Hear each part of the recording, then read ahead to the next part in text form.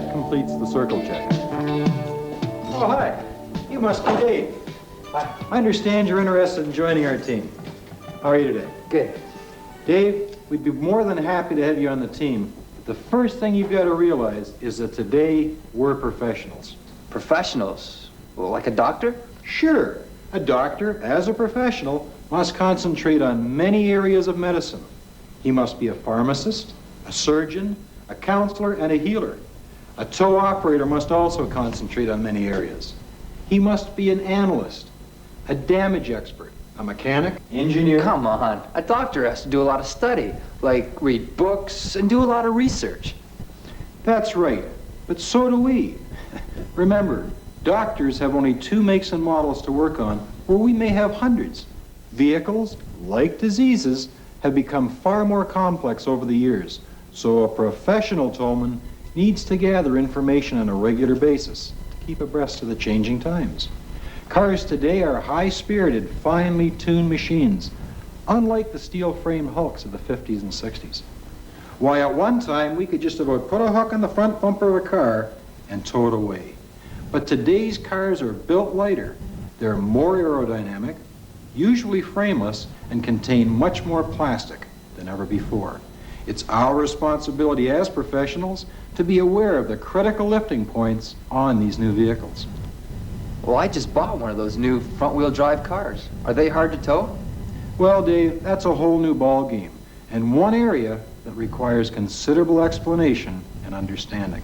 Just one more reason why professionalism is so important in our industry. Well, I've seen a few tow guys around that don't look very professional to me. True, but looking like a professional is only the tip of the iceberg. To be a professional, we must walk, talk, and act like a professional. We'll do the little things that other people may refuse to do. And we realize that our day ends, not when our shift ends, but when we're at home. Believe me, Dave, this job is not for clock watchers. Our motto is, when it's too tough for the other guys, it's just right for me. We take pride in being punctual and maintaining an impeccable driving record. And we check the manuals if we're not sure about something. Let's interrupt Al for a few moments and take a look at a few of the manuals. GM and some of the automobile clubs produce, on an annual basis, a driver's handbook. These graphically illustrate and explain how the manufacturers recommend their cars be hooked up, and they highlight the critical lifting points. These manuals will give us a better understanding of just how critical these lifting points are. Most automobile manufacturers have towing literature concerning their makes and models, which may be obtained by way of a simple phone call to your local car dealer. We also recommend checking the owner's manual, found most often in the vehicle's glove compartment, for additional information. The towing and recovery industry produces several specialty manuals. This is the education package to own. It's power-packed in the towman's language. The World of Recovery package contains easy-to-read manuals and full-length videos. The manual topics include recovery, tricks of the trade, brakes, wire rope, weights, anchors, employee guidelines, snatch blocks, driving skills, resistance, first aid, hooks, shackles, circle check, chains, slings, appearance, and a hazardous materials initial emergency response guide. Now, let's return to Al as he says, We try to practice professionalism on a daily basis and search out the 34. 34. Is that like a 69? Come on over here and I'll show you what I mean by the 34. Take a good look at the numbers that I've got displayed on this board. Starting at number 1, go through them and see if you can detect a pattern. While you're doing that, I'm going to go and check my appearance and double check to make sure that I have everything.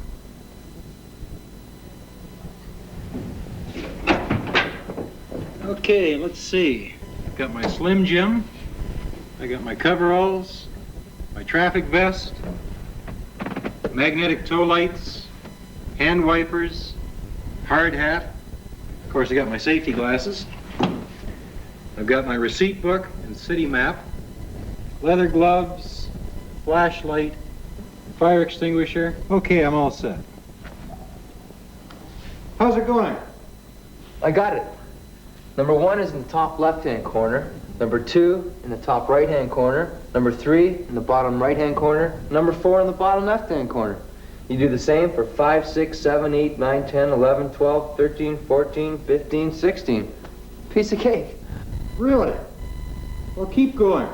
17, 18, 19, 20, 21, 22, 23, 24, 25, 26, 27, 28, 29, 30, 31, 32, 33, 34. Wait a minute.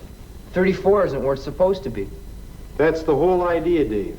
You see, you assumed 34 was here. You thought it was the same as all the rest. But remember, when you assume, you make an ass out of you and me. Let's try another.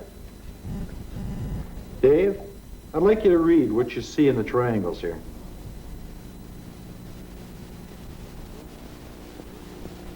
A bird in the hand, a walk in the rain, a drop in the bucket. Read them once more. Read what you see in the triangles.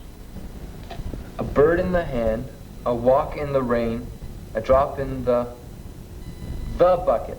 Okay, a bird in the hand, a walk in the rain, a drop in the bucket. Now you're getting the hang of it. A professional tollman, when he comes upon the scene of a mishap, he must always look twice, because what he sees might not necessarily be what he sees.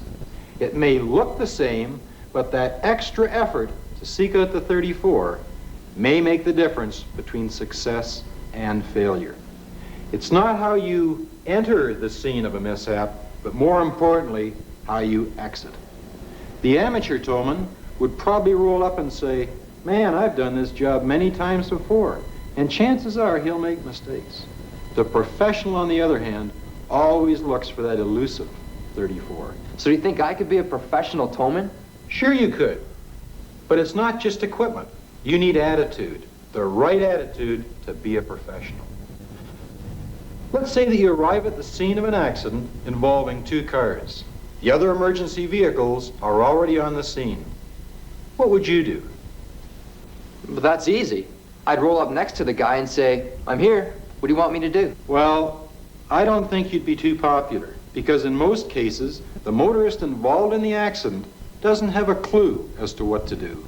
He's under a lot of stress, and he's fearful of the unknown, and he's often confused. So it's your responsibility to survey the entire situation. Calculate the best method of operation. Explain to those people involved in the accident exactly what it is that you're going to do. Nose. Look what's going to stand between you and success. Remember the 34? Search out the 34. And then execute. You'll notice if you take the first letter, survey,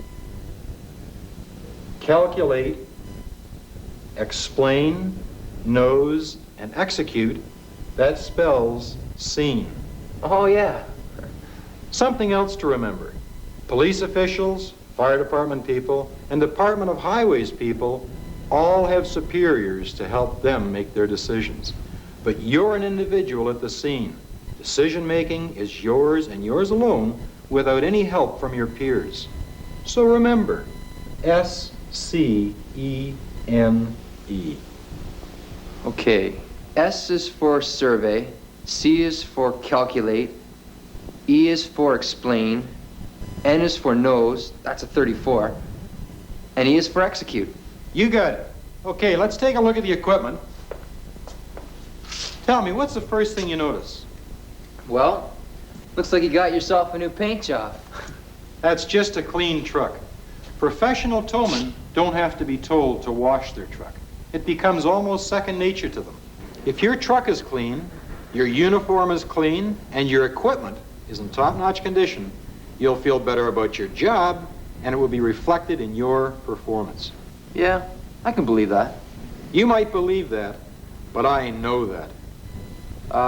I don't understand. Let me put it to you this way. My father believes that I'm his son. However, my mother knows I'm her son. A professional towman knows his job and understands the owner's position. He never performs in public that which he hasn't practiced in private. We know our equipment and its proper use. In fact, we advise our employers about any defects and assist in correcting them. We know the gradient and resistance factors. I know all about resistance, especially when it comes to junk food. I can't even pull myself away from the table. In a way, you're on the right track when it comes to towing. When moving a vehicle, we must be aware of the resistance factors of those vehicles depending upon the type of surface. As a rule of thumb, the vehicle is sitting on asphalt. In order to move that vehicle, we must first overcome 1/4 of that vehicle's weight. If it's sitting on gravel, then we'd be looking at having to overcome 1/3 of the vehicle's weight. And if there was body damage done to the vehicle, we might be looking up to half of the vehicle's weight. A 1986 K car, as an example, weighs about 2,500 pounds. If this vehicle was sitting on, say, gravel, how much weight would you have to move in order to move that vehicle? Let's see. Gravel is 1/3 the weight? That's right. Okay. 825 pounds. That's right. Well, what if the car was on a grade? Well, in gradient factors, if you were to move a vehicle up a 15-degree incline, you must first overcome 1/4 of that vehicle's weight. If you're going to move that same vehicle up a 30-degree incline, then you'd be looking at having to overcome 1/2 the vehicle's weight. If you're going to bring it up a 45-degree angle, then you'd be faced with having to move 3/4 of the vehicle's weight. Of course, if you're going to bring it up a 90-degree incline, It'd be 100% vehicle weight. exactly. So if I had to move that same K car on gravel on a 15-degree incline, I'd be looking at moving around 1,450 pounds? Absolutely. I can see why you need the right equipment for the right job. Let's take a look at the specific equipment that all professionals have on their tow truck. Here we have various tow hitches and your anchor rings. This is your tow sling. It's your 4x4 spacer block with special spacer blocks for the new vehicles today. These are your controls. The one control handles the up and down action of the boom. This control here handles the in and out of the cable. And these are dollies. The dollies are put on the ground. The vehicle is placed on them so it's going to be towed to its destination. Of course, we have our wheel wrench. This is the winch, the control that pulls the cable in. Here we have our storage compartment. In here you'd find such things as a broom and a shovel, various types of equipment that you'd use on a regular basis in your job. 946 to truck 38, 1051, Main and Walnut. That's us, Dave. You want to get the door? Right.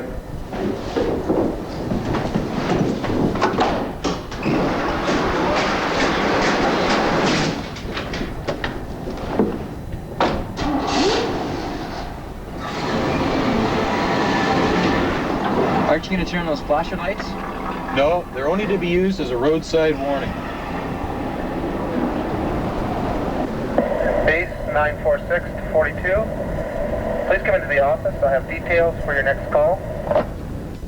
Will Dave remember the points that Al covered? Will you remember? To assist, let's recap.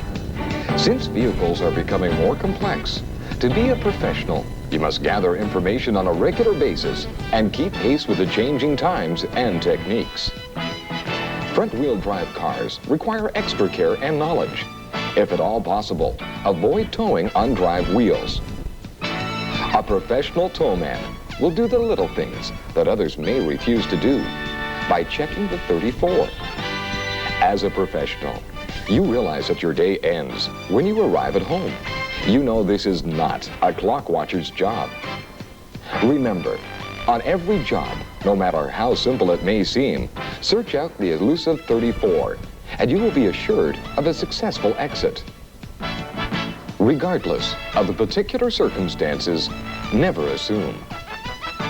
Since you're an individual at the site of a mishap, and most often decision-making is yours alone, study and remember. Survey, calculate, explain, nose, execute. Maintain a clean driving record, uniform and vehicle. Keep your equipment in first-rate condition, and your attitude will be reflected in your performance. Never perform in public that which you haven't already practiced and perfected in private. And finally, as a rule of thumb, to move a vehicle on asphalt, you must first overcome 1/4 of the vehicle weight. On gravel, 1/3 the vehicle weight, and up to 1/2 of the vehicle weight dependent upon damage. To move a freewheeling vehicle up a 15-degree grade, you must first overcome 1/4 of that vehicle's weight. 1/2 the vehicle weight if it's a 30-degree grade, 3/4 the vehicle weight on a 45-degree grade, and 100% on a 90-degree angle. The Recovery Manual of the World of Recovery discusses in more depth other forms of resistance and calculations. Morning, Dave. Al, good morning. How are you today? Just great. To begin with, today we're going to start with circle check. The few minutes invested daily in this simple routine will ensure that your vehicle is in proper working condition and all necessary equipment is in its allotted position. Although Al will be working with Dave, this procedure is a one-man job. Oil level is at the full mark. Tire pressure, 50 pounds. Rad hoses, okay. No visible coolant leaks. Check. Battery connections tight, no corrosion. Coolant level is up. Check. Fan belts are tight, no visible frays. Power steering level is full. Check. Our washer bottle is full. Check the master cylinder, it's full. Check. Check. Engine compartment is clean. There, that looks after the under the hood check. All right, Dave, you get into the cab and start the engine, and we'll check the lights. Okay, Al.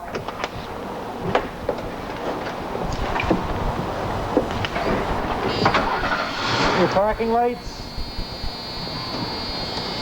headlights,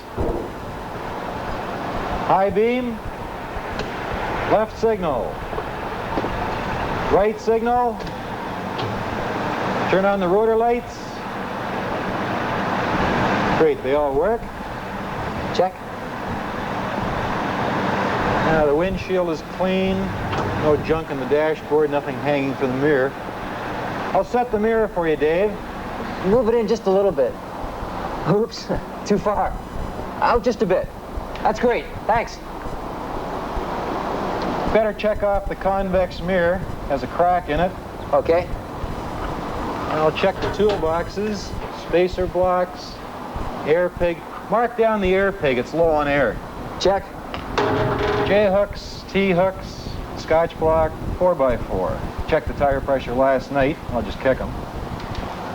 Brake lights, left signal, right signal. Turn on the work lights. Okay. The toe sling, it's in good condition. Belts aren't worn, there's no fraying. Broom, shovel, trash container, Scotch block, safety chain, snatch block, small toolbox, cable, visibly in good condition. Check. Got it. Horn. Good condition. That's it. Set your mirror. I know you're comfortable, but let me show you the correct way to position your seat, which supports your back and avoids fatigue. Seat back, put your rear right into the crack of the seat and put your right foot on the clutch. Push the pedal all the way to the floor. You see how that's a stretch? Now if this was an automatic, you'd place your right foot under the brake pedal. Now move your seat ahead and push the clutch pedal down again. You'll notice how your foot rests flat on the floor. This is the correct seating position. Now do up your seat belt. Check the two-way radio. License plate. What's this? Well, you said that all professionals have their own maps.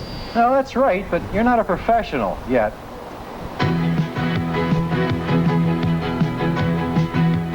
The basic service call, a common activity for all towmen.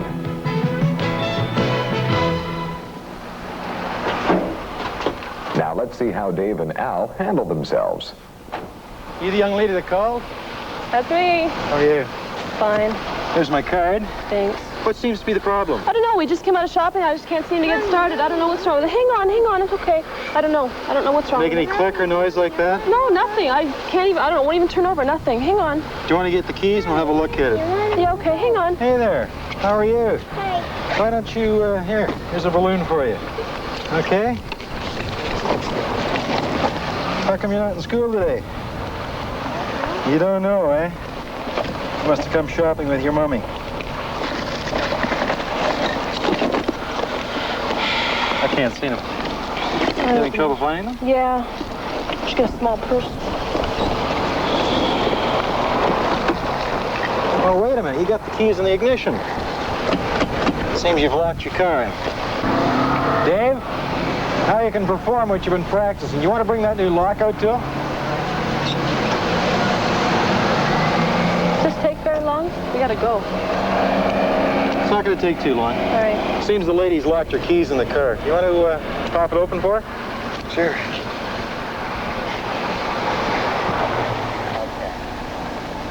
Working on it. There are many lockout tools, such as the Romanco kit. Here's one to add to your collection.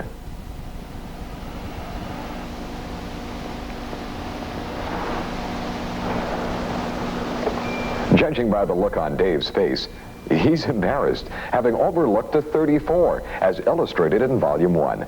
Dave had obviously assumed that all 4 doors were locked.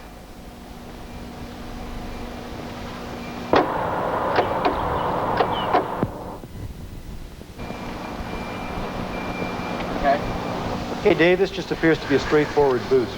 Okay, so I gotta be sure the cables don't make contact with any moving parts. I'll secure my hot line to the positive terminal and the negative line to a solid ground on the engine block before giving it power. Okay. Ready?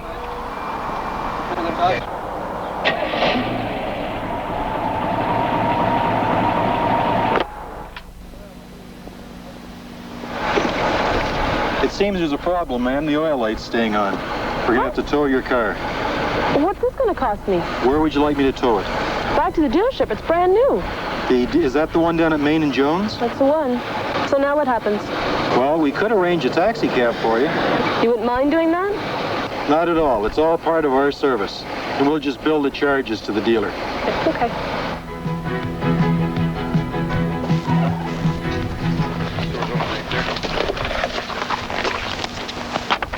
Hey Al, just checking the manual.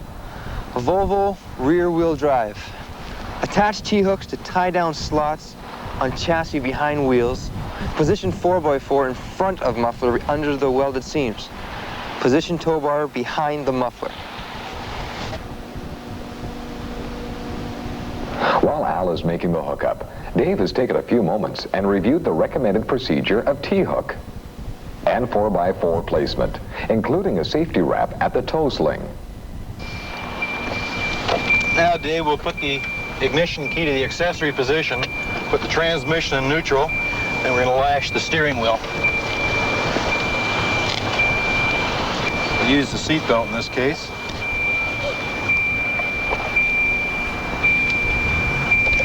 Although there are many safe ways to secure the steering wheel, Al has chosen this method today.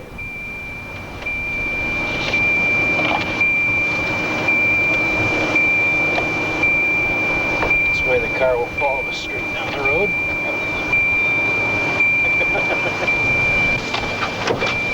Okay, Dave, do you want to check the clearance on the balance when we lift it up?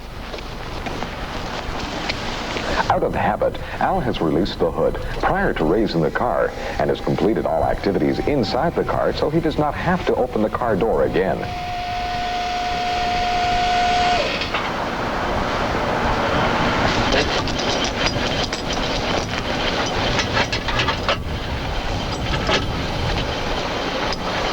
While Al installs the safety chain, Dave is mounting the tow lights. Note the low angle, since the safety chain is secure at the tailboard and not at the wrecker boom. The Chains Manual of the World of Recovery provides a full analysis of safety chains as well as proper hookup.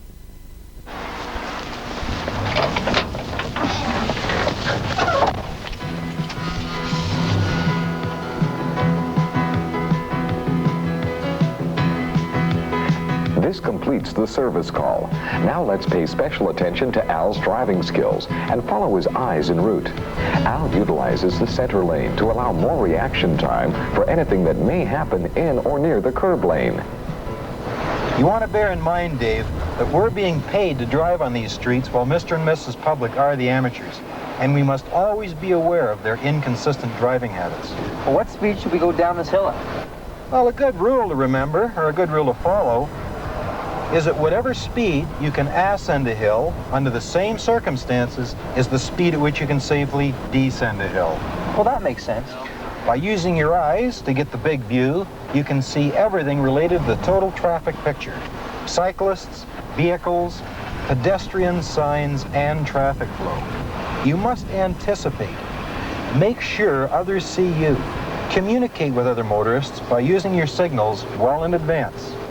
Size up the whole scene and plan an escape route.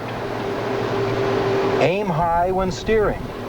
Your eyes should be leading your vehicle down the road at least 8 to 10 seconds ahead. That means your steering path is several hundred feet ahead while driving at 25 miles an hour. Don't be guilty of low aim steering. I understand. I'm also aware of ride-up. This is a condition which usually occurs near the 20-mile-an-hour mark. Sudden braking could allow the vehicle in tow to ride up the sling and be disconnected. While on the expressway, professional towmen are constantly watching the vehicle in tow and the vehicles around them. Al, tell me about this 2-second rule. Well, the 2-second rule simply means I pick a stationary object, like a sign, which the vehicle in front of me has just passed, and I begin to count. 1,001, 1,002, at which point I pass that stationary object, thereby allowing me a safe stopping distance. You know we have very limited braking power while in tow, and I like to maintain breathing room. As long as your wheels are moving, your eyes should be moving. Driving is a full-time job and must be taken seriously. While Dave unhooks the vehicle, Al prepares the steering wheel notice and writes up the invoice. In the towing industry, the key to success is doing the little things that others may refuse to do.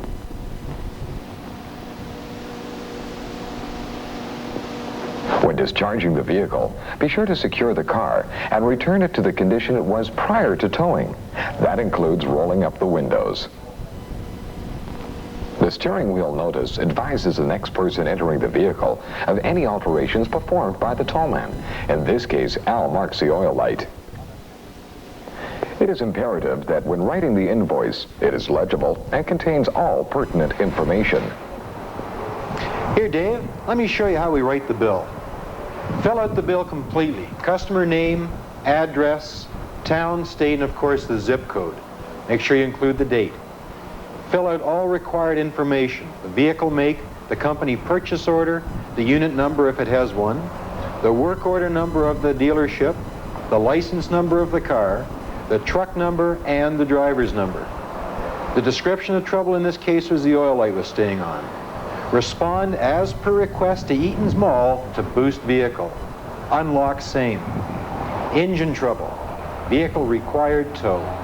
Prepare unit for tow to Jones and Main. Deliver same and advise service rep.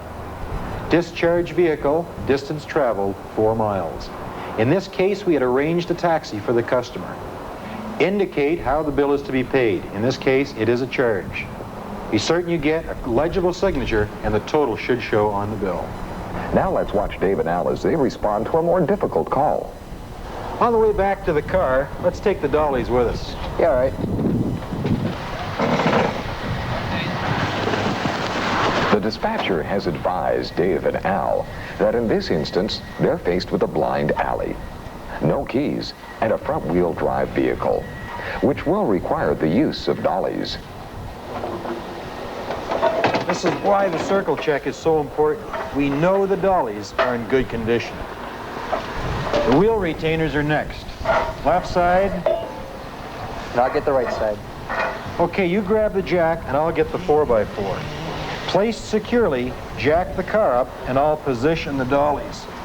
Now, lower the car and remove the jack.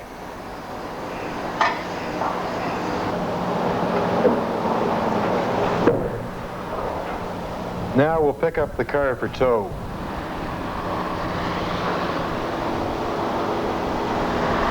Here's the safety chain. Thanks, Dave. As I put on the safety chain, you want to get the tow lights? Sure will.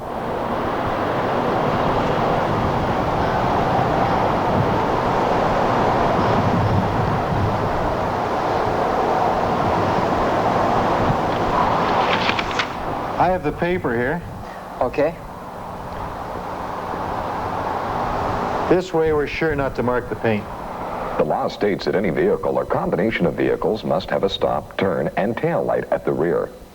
Hey, do you want to check your side once more?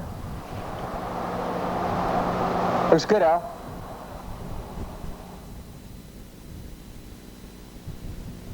Vulcan wheel snagger sure makes our job a whole lot easier. You can say that again.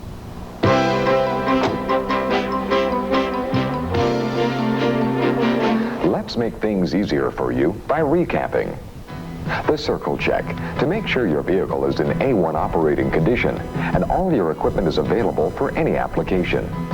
Check dollies for loose wheel bearings and all tires at correct pressure according to manufacturer specifications. The right foot on the clutch, flat on the floor, will give you the correct seating position.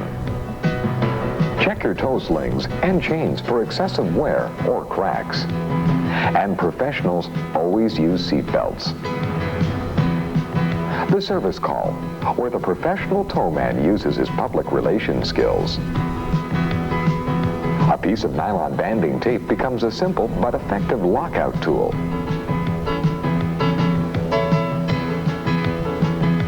The professional, in an attempt to seek out the 34, saw the oil light and advised the customer accordingly. Boosting high-tech vehicles of today can lead to considerable liabilities through damage to onboard computers, game packages, cellular telephones, and other add-on devices. Refer to all available manuals prior to boosting. Remember when using T-hooks to check that the frame slots are always in good condition. Always remember to safety wrap the toe sling. Never rely on the steering column lock. Place the vehicle in neutral and tie down the steering wheel. All wheels on the tow vehicle must be freewheeling. The safety chain is the secondary hookup. Secure the chain to the tailboard of the tow truck and not the wrecker boom. This notice can save you questions and aggravation. Professional driving skills. While taking in the big view, what is immediately in front of you is history. What is ahead of you is the controllable future. And attention to detail. When writing the invoice, it may take longer, but in the end, the customer will realize how much work you actually did. In this volume, the information we talked about will be found in text form in various manuals of the world of recovery.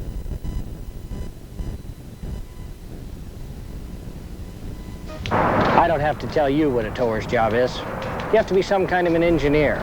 You have to know how to figure out a problem. There are basically two types of winching layups, simple and compound.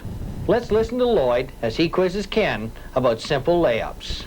Our winch, our anchor, our snatch blocks. What percentage of the load are these lines supporting? Let's see. There are 4 lines to the load. Lines to the load.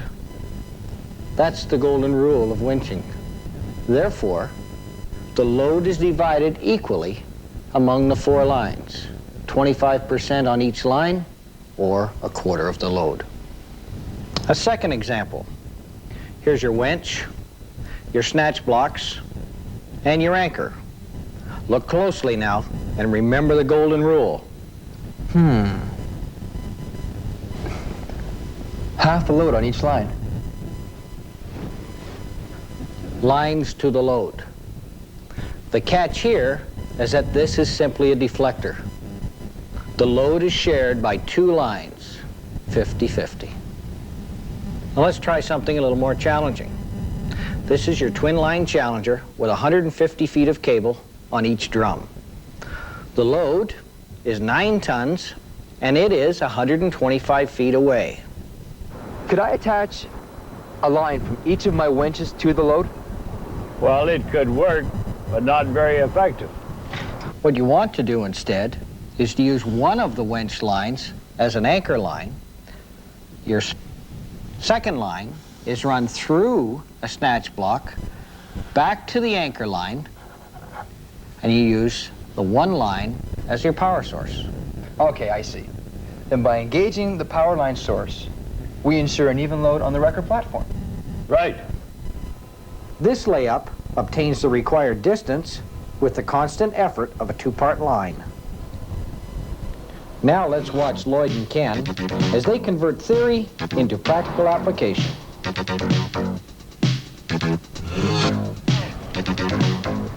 Okay, go.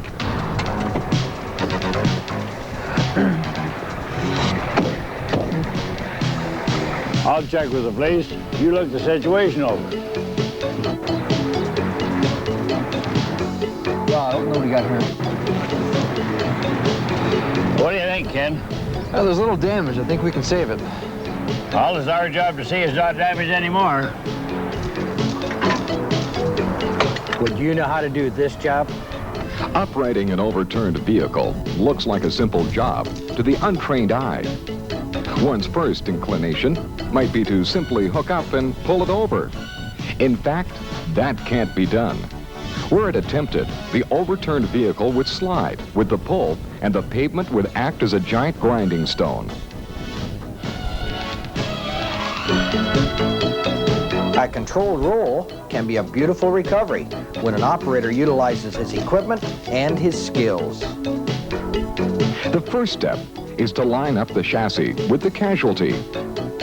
Then, taking a rollover chain, the operator hooks up to the most solid parts of the frame, these being the front and back axle points.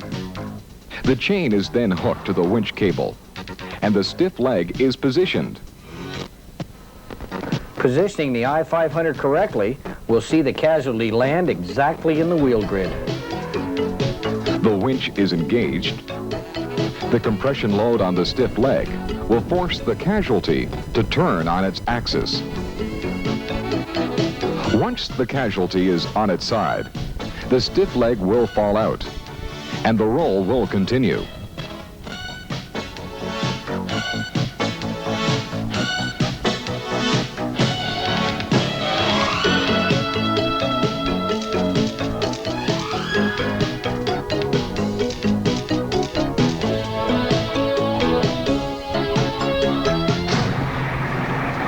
Well, you learned from experience. I think you did.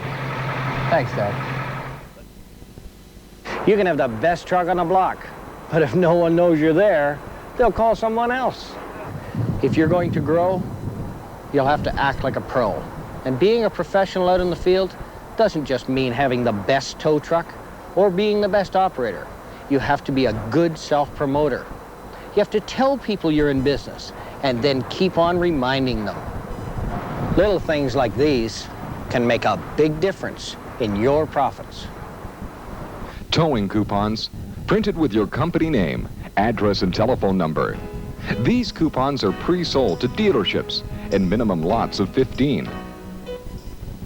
With one invoice, one purchase order, and one receipt, pre-sold coupons cut down on paperwork for both you and your client. To make it appealing, the dealership is giving a reduced rate on a tow, a boost, or the use of dollies. And in return, you guarantee yourself business.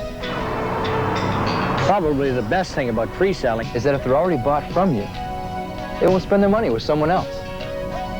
digital watches, such as this, can serve the same purpose. Purchased in lots of 100 for less than $1, can be the best investment you'll ever make. Thank you. Thank you. That's to remind you of the time you used our service. Chains and the facts about chain. Chain will virtually last forever if properly cared for. There are basically 3 types of chain that we deal with. 1 is our 3B chain. 2, our high test chain. 3, our alloy chain. These 3 particular types of chain can be most commonly found within the towing industry. An example, a 5/8 proof coil chain, sometimes called 3B chain, 10 feet in length, will weigh approximately 44 pounds. A high test chain, 10 feet in length, will weigh approximately 28 pounds. An alloy chain, 10 feet of length, will weigh approximately 14 pounds. All of the same strength, approximately 7,000 pounds. Chains from high test on up through to alloy have all been heat treated. Let me explain the heat treating process. The heat treating process takes place from high test chain on up to and including our alloy chain. The length of this chain is subjected to 1600 degrees Fahrenheit, which will cause the molecules of the steel to actually flow together and form one solid link of steel. On triple B chain, it is simply a butt weld. Chain rating. Triple B, high test, and alloy chain are all rated in 3 categories: minimum ultimate load, proof tested, and safe working load. A chain that has a minimum ultimate load of 10,000 pounds is proof tested at 5,000 pounds and a safe working load of 2,500 pounds. An important fact to remember, when we use a alloy chain, then we must use an alloy hook. If we're using a high test chain, we should use high test hooks, and subsequently with your proof coil. A proof coil chain, I do not recommend it for our industry. It is fine for a fence on your front yard as a divider. It's fine to tie the dog up with, but not in our industry. On the topic of hooks, there are some things we should be aware of. This is called the point of the hook. This is the throat of the hook, the bowl, and the eye. Probably the most important factor to remember about your hooks. If a hook fails, it will go in the direction of the back of the hook. If this hook fails in this position, it will go in this direction. If it fails in this position, it will go into the air. To connect the hook to a chain, the proper way is to have the head of the pin is on the throat side of the hook, thereby leaving the cotter pin away from the wear area and reducing your chances of losing this pin entirely.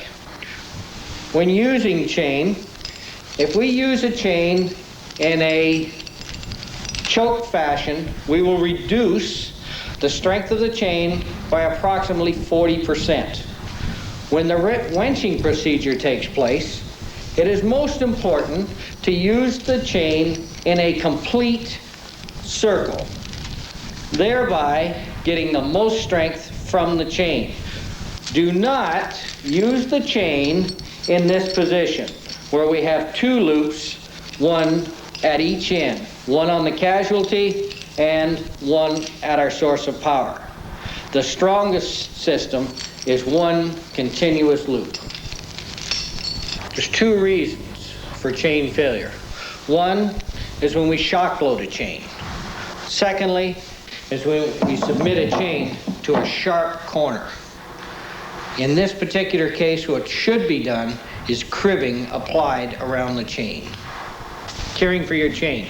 If the chain has a neck in it, file that neck off smooth. Therefore, you're reducing your chances of making that cut any deeper and weakening your chain. Should the need arise to join 2 pieces of chain, The hammerlock, or sometimes called link alloy, is probably the strongest and most efficient way to join two pieces of chain together. These hammerlocks are made of alloy steel. J-hooks are to be used for the sole purpose of hooking up to a car. They are not to be used in a wenching process. J-hooks will straighten out under 7,500 pounds of pressure. T-hooks are also to be used in a hookup procedure, not in the wenching procedure. These T-hooks will actually open the slots in the frame similar to a can opener. Select your preference, trust your decision, and know your chain's limitations.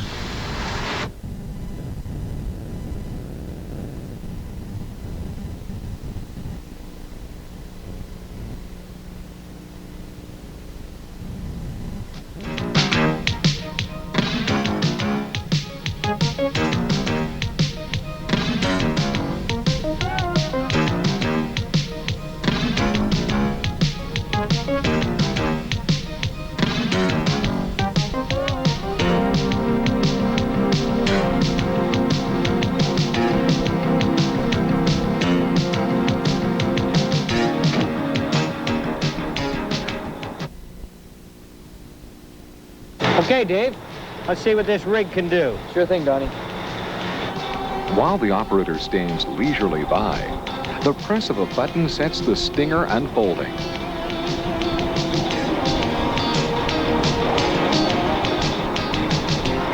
Another button activates the stinger's extension, accommodating itself to meet your exact requirements. Probably the most appreciated of the stinger's abilities is to raise and lower hydraulically, and through its tilt capability to meet the needs of almost any situation you'll encounter. Let's place these forks and we'll see this thing in action. The forks are secured into the fork retainers. You ready to show me your front end pickup, Dave? I sure am, Donnie. Oh, by the way, do you have the time? Yeah, I sure do. It's precisely 11:29. The stinger rises for its grasp once the forks are in position. This casualty has 24.5-inch tires on its front axles, therefore allowing the stinger sufficient clearance. In the event of 20-inch or 22.5-inch tires, the tires would have to be raised with blocks to permit the stinger entrance. This, however, is a straightforward positioning.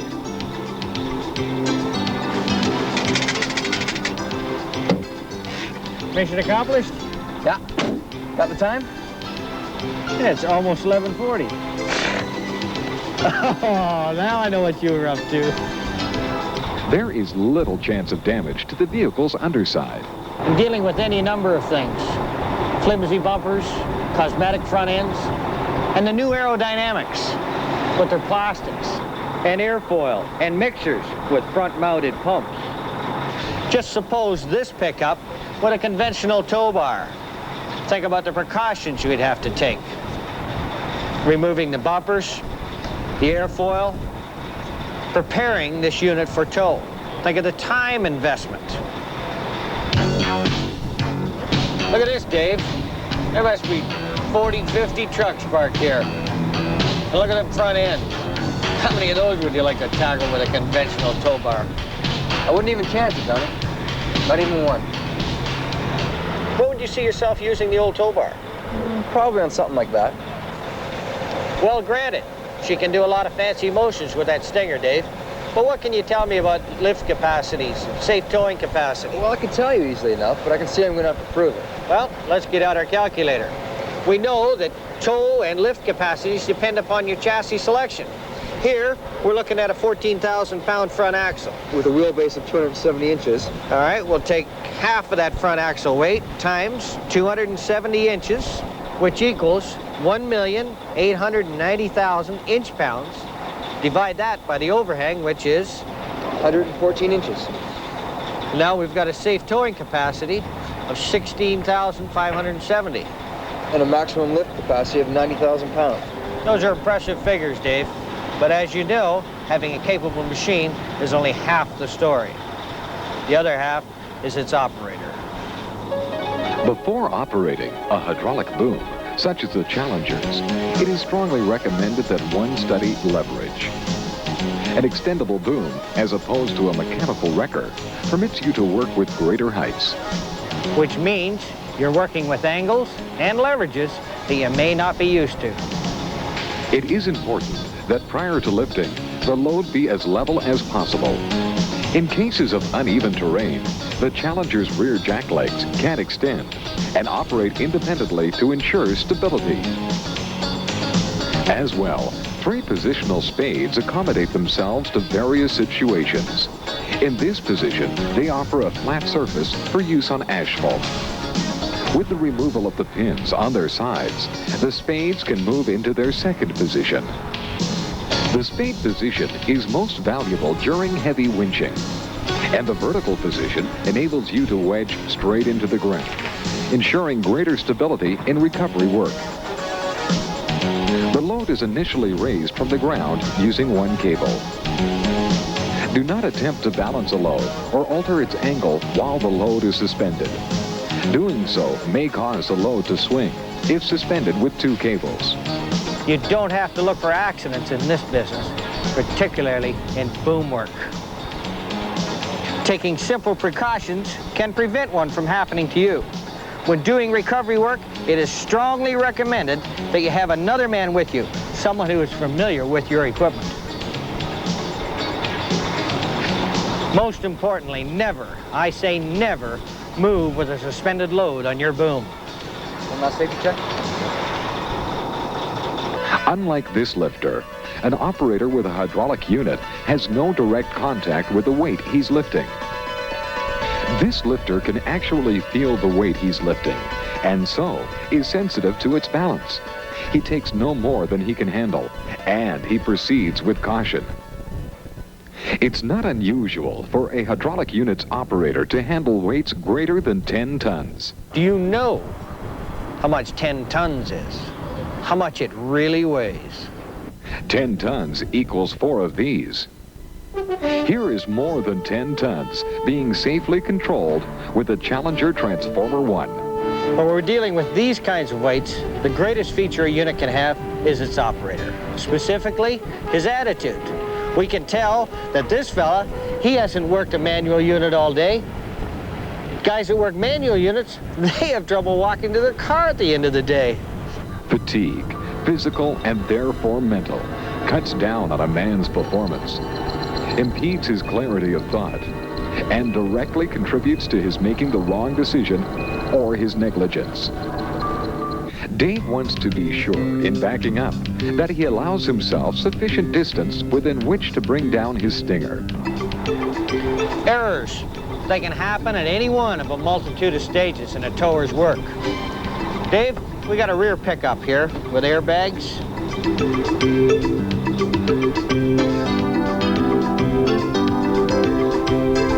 When picking up a tandem by the rear, ensure first that its maxi pots or airbags are not in the way. If it's airbags, it is necessary to chain up the front axle. This ensures that the airbags will not suffer damage from the axle's weight. If it's a walking beam suspension, and if you are picking up by the walking beam, be sure to chain and secure the front of the walking beam. If this reminds us of hard work, what can be even more time-consuming is aligning the drive shaft for removals.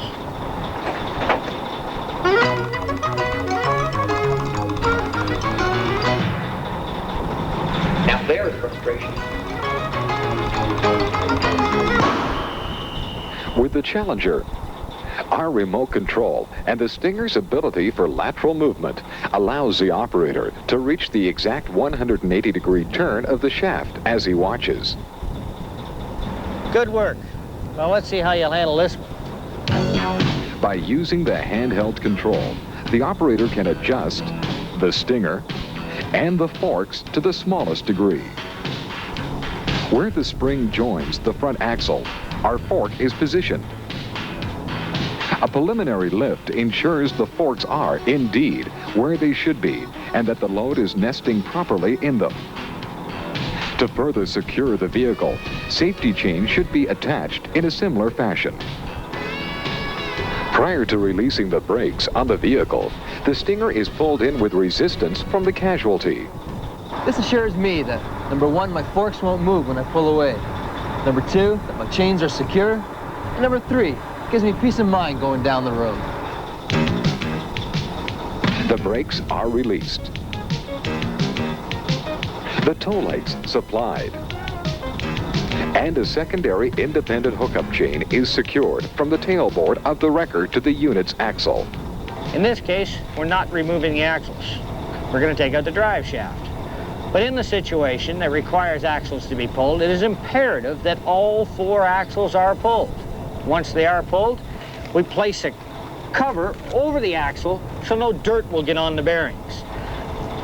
The small parts from the drive shaft or the axle nuts, they go in a plastic bag and they're placed in to the customer's vehicle.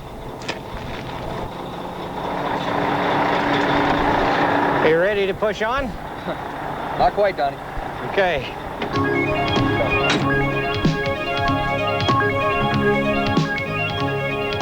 If you're not as well outfitted as Dave, use what you have on hand.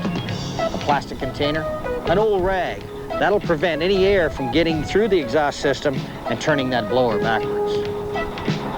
As with any hookup, the operator must be assured that the 2 vehicles are virtually married. But with any marriage, there's always a chance of a divorce, disconnections. Even with a good hookup, disconnections can happen through poor driving habits. Does the driver slow down for railroad crossings, for example? Does he know about the 2-second rule?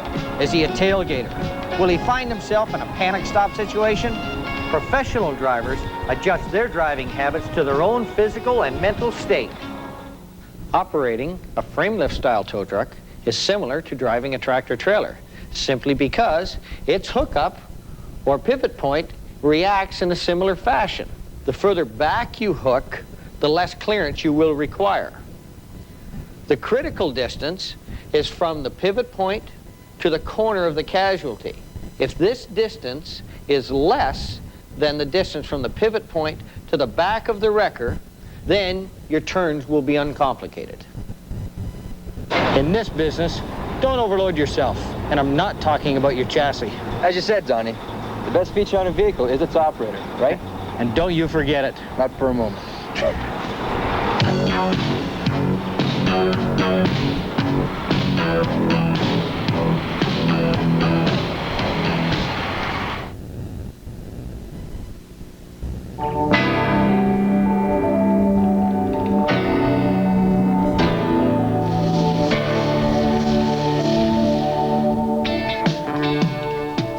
As you have learned in the first 5 volumes of this series, towing is not a simple act of fastening a chain to a vehicle and pulling away.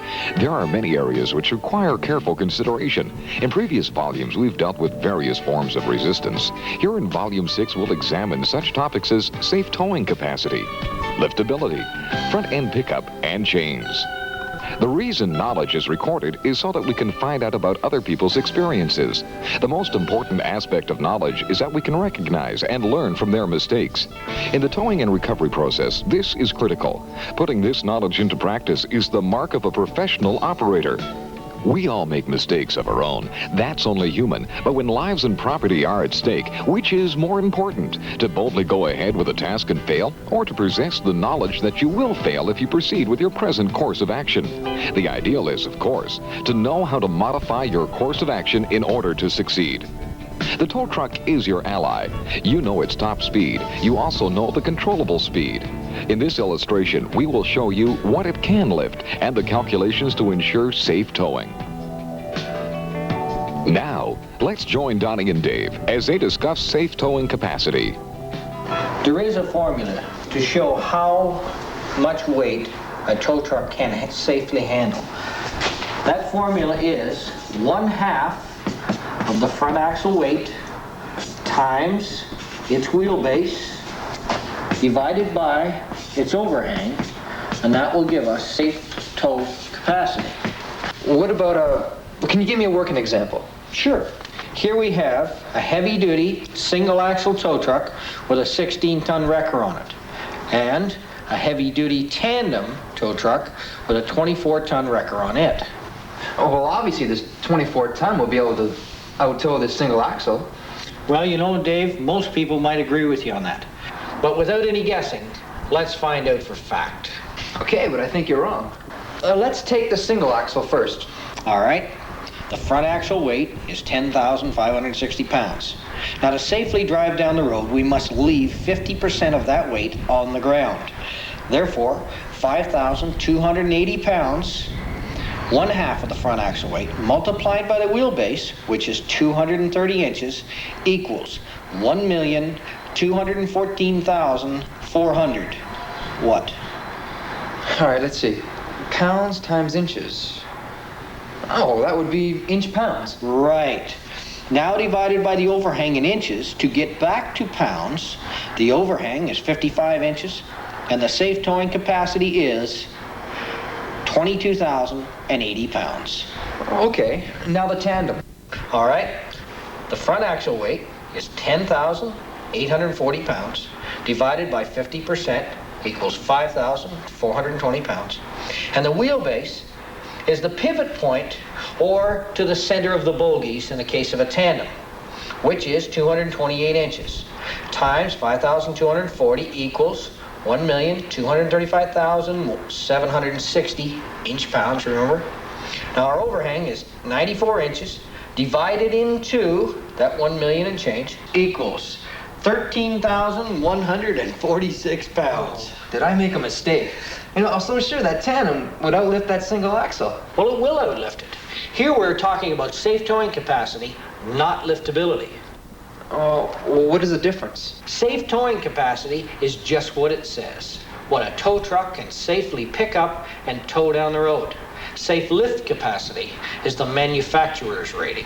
Well, I just saw that 24-ton, and it only lifted 13,000 pounds. Yes, but we left 1/2 of the front axle weight on the ground. What would it be if we used all of its front axle weight? Well, it would be 10,840 times 228 inches, divided by 94 inches, or 26,292. Plus a couple of pounds, and the front wheels would be off the ground. But that's still only 13 tons of lift. How do I get the 24 tons? By lengthening the wheelbase and/or shortening the overhang, like we do in a trailer lift, and we don't use the tow bar. Oh, so it's better to have fuel tanks, batteries, and tool compartments as close to the front axle as possible for more front axle weight. That's the idea. So am I correct when this calculation will also apply to smaller sized trucks? Yes, you are. Although the underlifts, small or large, have a greater overhang, as we see here with the strong arm. Remember, 50% of the front axle weight was 5,280 times 230 inches equaled 1,214,400 inch-pounds. But now our overhang is much greater, out to 103 inches, which equals 11,790 pounds. Only about 1,300 pounds less than that tandem. Okay, Dave, how do you feel about that calculation now? Do you think you have it? Pretty much so, yeah. Okay. What I'd like you to do, I'd like you to take 35, go over to the scale, weigh the front axle, and then do that calculation. I've got a single axle I've got to go pick up, and we'll get together later today and you can give me the numbers from 35. Can I keep the calculator? Sure can. Okay, see you later. Now, let's watch Donnie as he prepares this unit for tow. He lines up the tow truck to eliminate an offset pickup. As he exits from the driver's seat, he retraces his entrance steps to ensure safe footing. The hard hat is the first order of business. Now the leather work gloves. And the air supply lines. Picking up the ground seat, which he will get on while under the unit, will keep him clean and dry. A good practice is to open the air tap and avoid the residue buildup from blowing into your air system or onto you. Remove the air tap and screw in the charge line. Hand tighten. Air release systems are covered in depth in the Brakes Manual of the World of Recovery. In laying out your airline, you want to prevent the line from rubbing on any wheels or binding between the wrecker and the towed unit. This can be accomplished by putting it through the eye at the top of the bridle.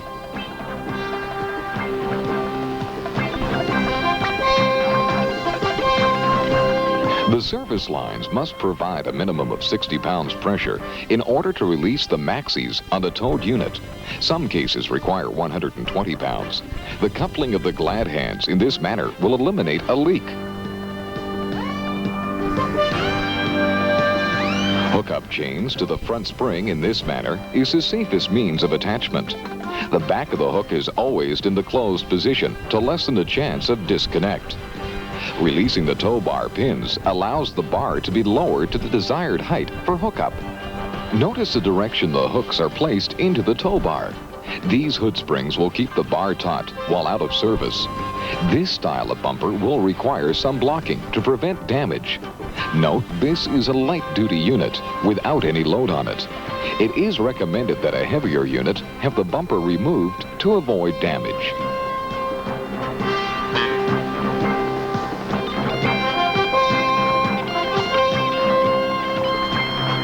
Drive shafts are covered in another volume. Be sure small items such as nuts and air taps are placed into a small bag, then placed on the floor of the towed unit. Doing this will eliminate the loss of your customer's parts. As you make your way around the unit, check for anything that may be out of order. You will have noticed by now, Donnie is making every move count by following his system of hookup.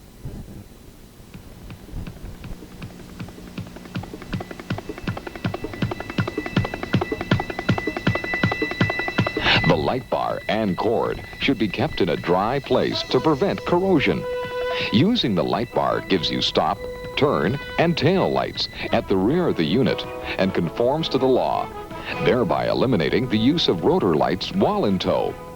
The rotor lights would be operational if this was a roadside pickup.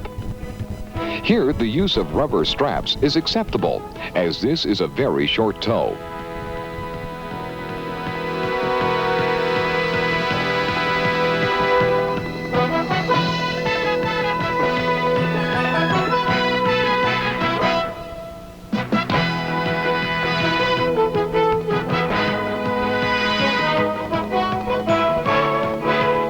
The placement of the male and female connectors must be snug and free of corrosion.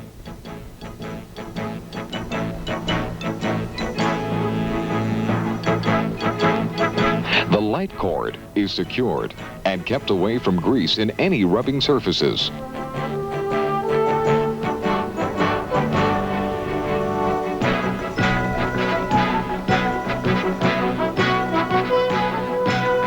Continuing the forward circle around the entire unit and the constant lookout for anything out of the ordinary will lessen your chances of substandard work habits. Return to the driver's compartment, supply air, and engage the four-ways.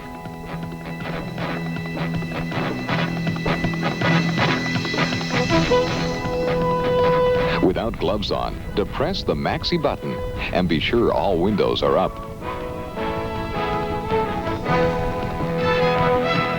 Listen for any air leaks. And check the light bar. Placing soft wood between the tow bar and the bumper will allow pickup without scratching the bumper. While raising the unit for tow, be sure to check your chains and blocking for a safe pickup.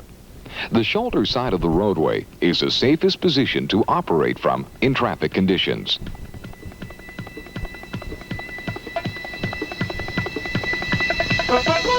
Be sure to reposition the tow bar pins. The safety chain placement is as follows: through the D-ring and back to the unit in tow, or from the D-ring to the unit in tow. This low hookup with safety chain will dramatically reduce the chance of you and your wrecker being flipped onto its side in the event of a tow bar failure or chain disconnect.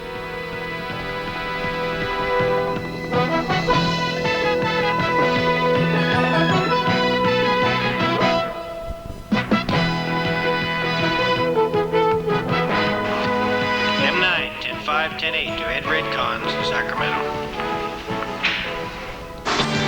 Let's review safe towing capacity. This calculation can be used on tow trucks of any size. Safe towing capacity is 1/2 the front axle weight times the wheelbase, divided by the overhang.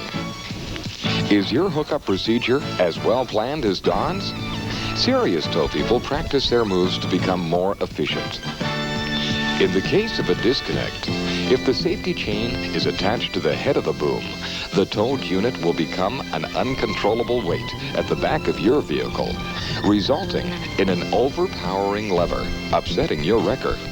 It is important that your safety chain attached to the vehicle in tow be parallel to the road and not run straight to the head of the boom.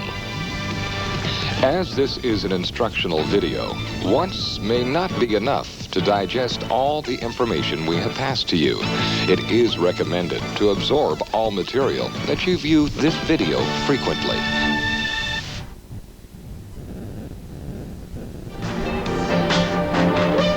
Should you wish further clarification on any comments in this video, contact Donnie Cruz at area code 416-643-3503.